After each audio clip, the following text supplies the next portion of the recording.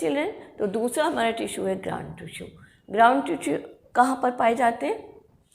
Accept the epidermal cells and vascular bundles. Ground tissue सभी जो होते हैं बाकी ग्राउंड टिश्यू कहलाते हैं। किस अलावा? Except the epidermal cells and vascular tissue. Clear? तो ग्राउंड टिश्यू में होता क्या है? ग्राउंड टिश्यू में sclerenchyma, parenchyma and collenchyma are present. Clear? ये तीन चीज़ें, three kind of cells are present.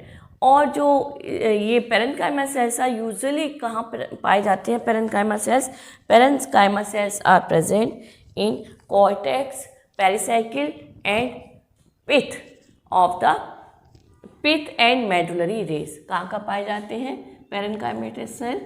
Parenchymatous cells, these are present in कहाँ पाए जाते हैं? कॉर्टेक्स में पाए जाएंगे, कॉर्टेक्स में, पेरिसाइकिल पे, पिथ पे एंड मेडुलरी रेस पे पाए जाते हैं। मेडुलरी रेस पे ये मिलते हैं। Clear? Parenchymatous cells are present. Parenchyma cells ये मैंने बता ही दिया। और मेडुलरी रेस में, और कहाँ पे मेडुलरी ये सब होता कहाँ पे? In primary roots and stem.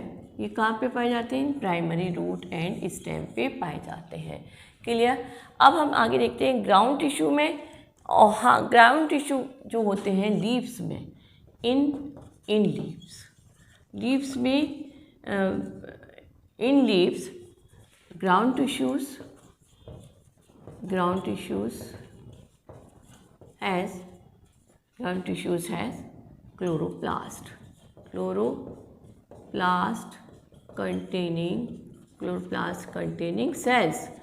chloroplast containing cells and the called, ये क्या कहलाते हैं? called mesophyll sales.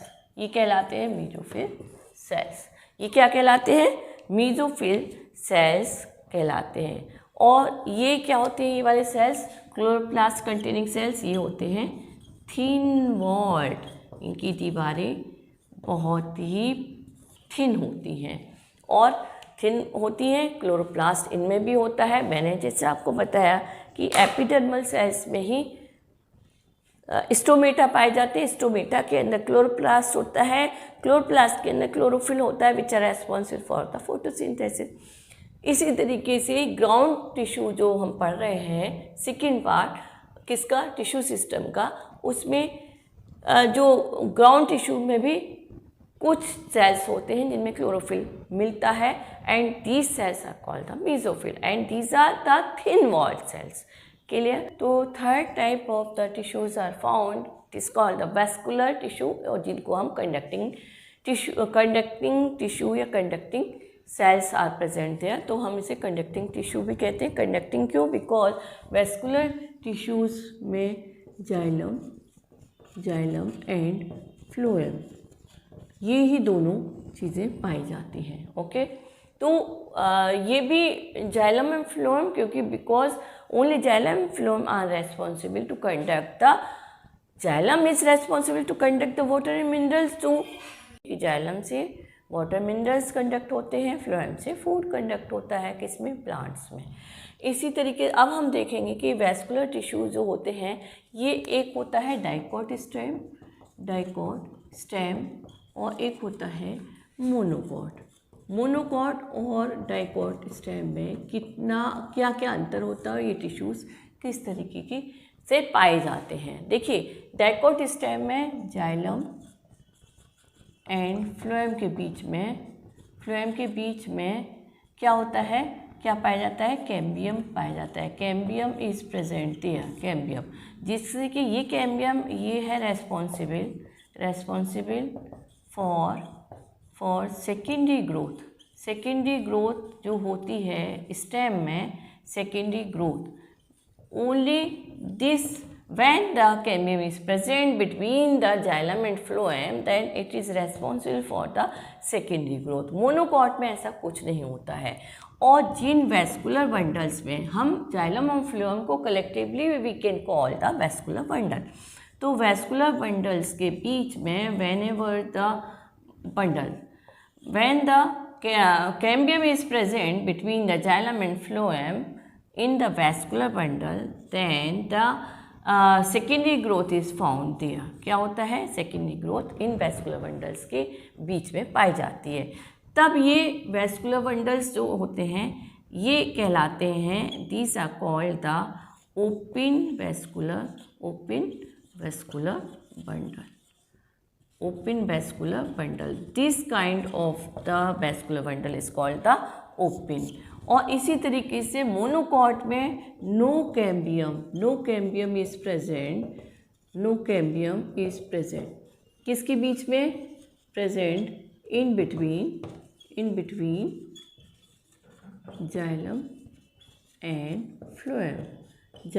फ्लोएम के बीच में कोई भी कैम्बियम नहीं होता है, so that no secondary growth is found here. No secondary growth is found here.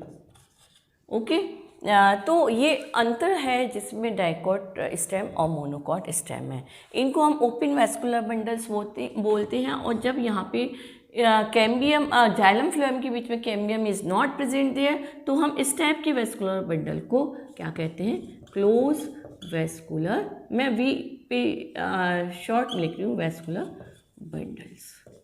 Clear? तो ये हमारा हो गया वेस्कुलर टिश्यू जिसके जो हमने बताया। अच्छा, एक चीज़ और, on the basis of the arrangement of xylem and phloem, in vascular bundles के बीच में जो जाइलम फ्लोएम की जो पोजीशन के बेसिस पे भी हम क्या इन वेस्कुलर बंडल को दो तरीके का में बांट सकते हैं, डिवाइड कर सकते हैं। ओके, एक तो हम रेडियल और कंजॉइंट। एक होता है रेडियल वेस्कुलर बंडल्स, ये क्या होता है? और एक होता है conjoint, JOINT, conjoint vascular bundle. Radial होता है जब कि एक अरेंज वे में एक द पैटर्न में जाइलम फ्लोएम मतलब कि अलग अलग रेडियस पे ये प्रेजेंट होंगे। When the xylem and phloem is present on the different radii, then it is called the radial radius से याद रखिए रेडियल। तो जैसे कि लाइक दिस कि ये है हमारा क्या है? फ्लोएम, इसको हम फ्लोएम बोल रहे हैं। ये फ्लोएम हो गया हमारा और ये हो गया हमारा जाइलम। ये है हमारा, ये रेडियस है फ्लोएम का अलग और जाइलम का है अलग। फिर हमारा आ गया, फिर फ्लोएम आ गया, इसका रेडियस अलग हो गया। फिर हमारा जाइलम आ गया, इसका रेडियस अलग हो गया।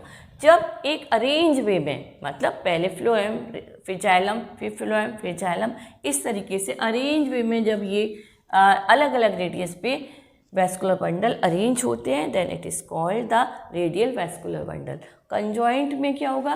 कंजॉइंट में हमारा एक ही वेस्कुलर बंडल होगा, एक ही मैनर में ये लगा होगा, एक ही रेडियस पे लगा होगा, लाइक दिस।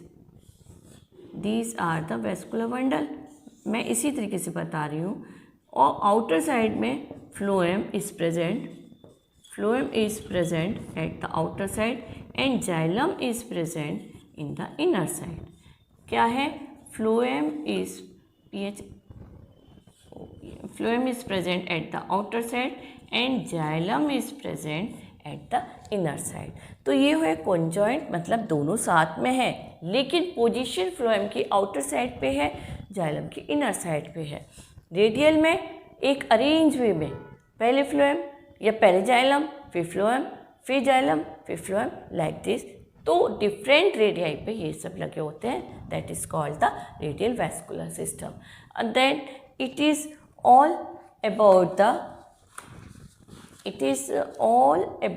द क्या है हमारा? Vascular tissues.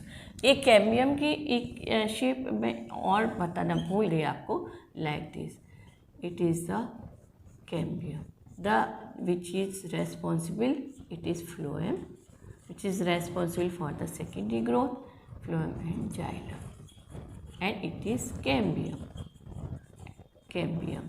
और इस टाइप का जब वैस्कुलर बंडल होता है तो हमारा ये होता है open vascular bundle. Clear the vascular tissue system. अब हम आगे चलेंगे anatomy of dicotyledonous and monocot plant.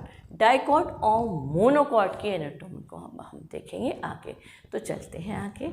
Okay children, आपसे सभी से रिक्वेस्ट है और हाथ जोड़ के रिक्वेस्ट है, प्लीज़ मेरे चैनल को सब्सक्राइब करिए, लाइक करिए, शेयर करिए। आपको कुछ भी पूछना है तो कमेंट बॉक्स में आके कमेंट्स करिए।